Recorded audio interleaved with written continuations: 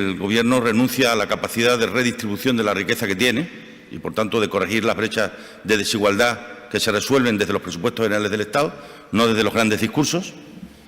Y, desde luego, esto significa que se quiere, por parte del Gobierno, que las comunidades autónomas sigamos compitiendo entre nosotras, una con instrumentos del siglo XXI y otro con instrumentos del siglo XIX. Y esto es algo que realmente tenemos que poner en evidencia, ¿no? Solo un dato.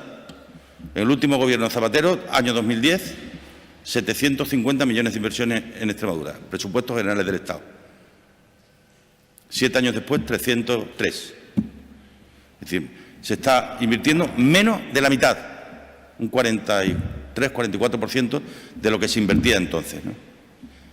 En política las palabras están muy bien, pero mejor están los hechos.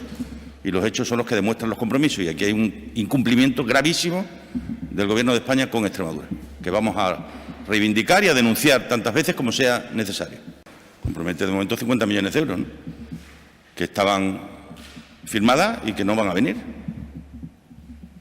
Pero esto es lo que ocurre cuando uno adquiere compromisos y luego los incumple. Esos compromisos implican obligaciones para terceros, en este caso para nosotros, ¿no?, que tenemos que ver ahora cómo resolvemos el problema de un agujero en el presupuesto provocado por un gravísimo incumplimiento del Gobierno de España y del PP. Pero no, el problema no es que me engañen a mí, el problema es que te han engañado a ti.